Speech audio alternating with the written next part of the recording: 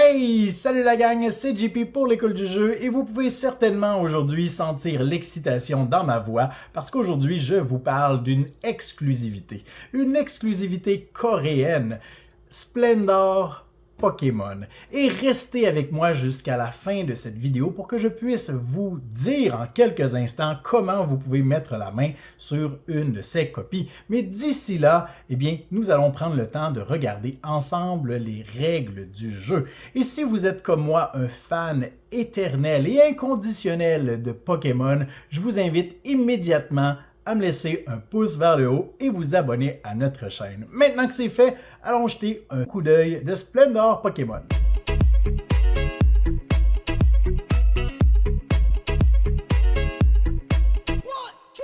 Splendor Pokémon est un jeu pour 2 à 4 joueurs d'une durée d'environ 30 minutes. Dans ce jeu, vous incarnez des dresseurs qui tenteront d'attraper des Pokémon, les faire évoluer et peut-être devenir maîtres Pokémon.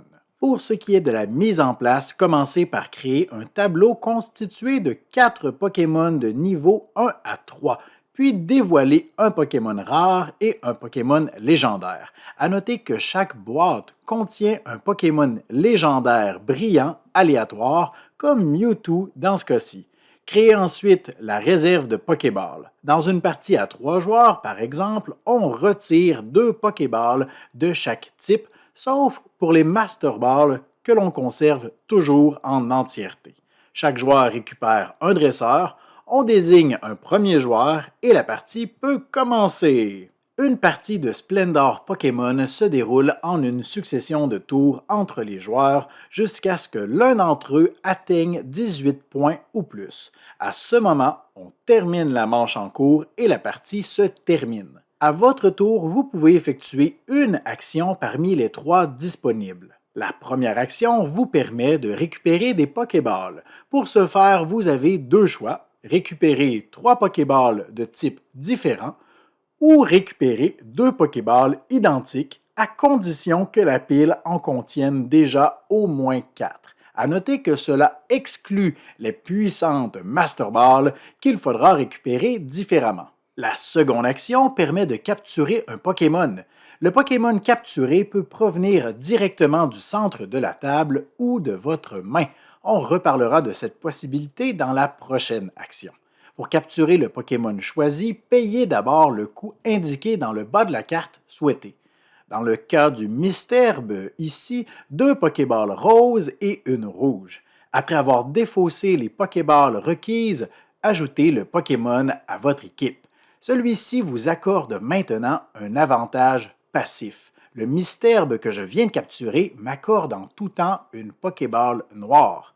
Attraper ce Gravalanche me coûterait donc uniquement 3 Pokéballs roses et 2 Pokéballs jaunes, puisque ces 2 Pokémon génèrent les Pokéballs roses et noires manquantes. Ce Gravalanche me permettra de générer une Pokéball bleue en tout temps, en plus de m'accorder 2 points de victoire.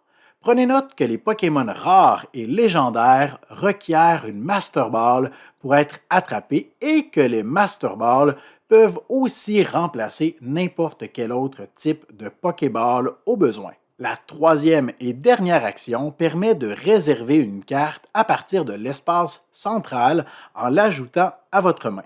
Il est possible de réserver n'importe quelle carte de niveau 1, 2 ou 3, mais impossible de réserver les cartes rares ou légendaires. Après avoir réservé une carte, gagnez également une précieuse Master Ball. À noter qu'il est interdit d'avoir plus de 3 cartes réservées en main. Après cela, vous avez ensuite la possibilité de faire évoluer un Pokémon en votre possession.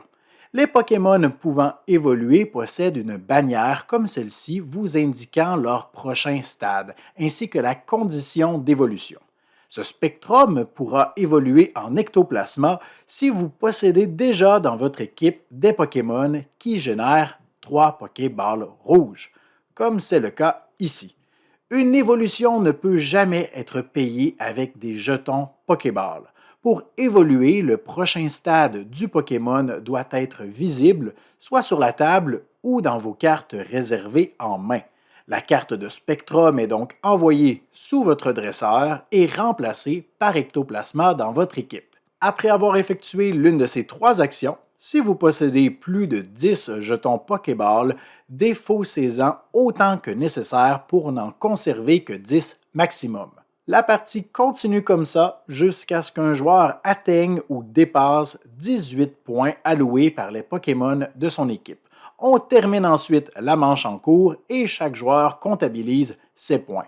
Le joueur avec le meilleur score est déclaré maître Pokémon. Alors voilà pour ce qui était de la présentation des règles de Splendor Pokémon. Si vous êtes un amateur ou familier avec le jeu de base de Splendor, comme vous le constatez, on réinvente pas grand-chose, mis à part peut-être le principe d'évolution, pouvoir faire évoluer ses cartes, ses thématiques, une petite twist intéressante. Je veux quand même prendre le temps de vous parler de trois choses particulières dans le jeu.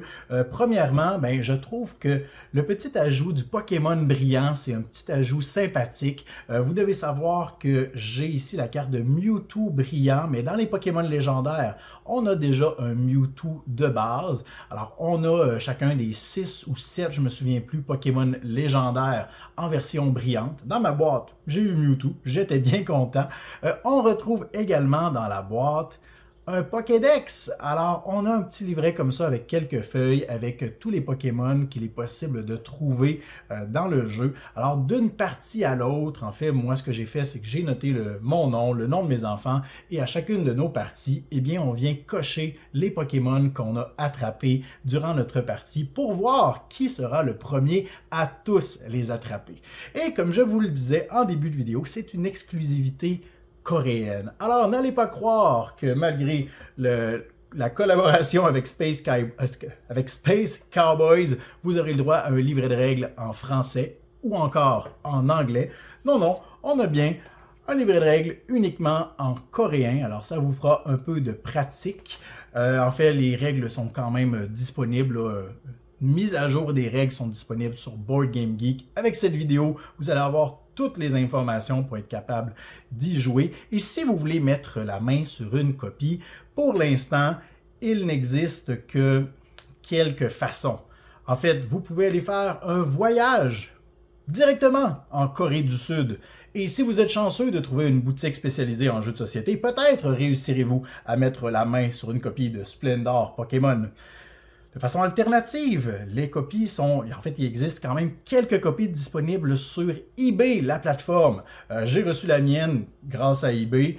Shipping excessivement rapide avec un jeu qui partait de la Corée. Alors, c'est la façon pour laquelle moi, je me suis procuré la copie. Mais il y a peut-être une troisième option, mais ça va demander un miracle. Vous le savez, sur notre chaîne, on veut vous faire découvrir des jeux et on en a déjà fait des miracles pour la communauté francophone, des jeux qui, depuis toujours, n'était pas disponible en français et on a travaillé fort, vous avez travaillé avec nous pour manifester l'intérêt que la communauté francophone a. Alors peut-être que si cette vidéo a assez de visionnement, assez de partage, atteint assez de gens, on pourra convaincre la compagnie d'édition en Corée que il y a une demande pour ça. Peut-être qu'on aura la possibilité, peut-être pas une version française, probablement pas tout de suite, mais peut-être une possibilité d'une distribution à plus large échelle. Si la demande est assez forte, je ne peux pas croire qu'on ne réussisse pas à faire un miracle avec Splendor Pokémon, parce que franchement, j'aime déjà beaucoup Splendor, mais ajouter à ça la thématique Pokémon, je suis vendu. J'aurais aimé voir des dresseurs, des représentants de différents gyms, il y a un nom pour ça et le nom m'échappe complètement, qu'on aurait pu affronter aussi. Bon, c'est facile à inventer, à faire soi-même, mais j'aurais aimé ça quand même que ça soit intégré dans le jeu. Il me semble que ça aurait été la thématique idéale, parfaite pour ça. Bref, si vous avez aimé cette vidéo, je vous en prie, je vous l'ai dit, on veut faire un miracle. Laissez-moi un pouce vers le haut. Considérez vous abonner à notre chaîne aussi. Vous pouvez me laisser vos commentaires. Écrivez en commentaire oui pour une version française de Splendor Pokémon. Partagez cette vidéo sur les réseaux sociaux. Taguez les éditeurs aussi pour qu'on puisse avoir une voix sur les réseaux sociaux et qu'on puisse porter notre demande jusqu'aux oreilles des éditeurs. Alors, comme d'habitude, je vous remercie grandement pour votre écoute et je vous dis à la prochaine. 1, 2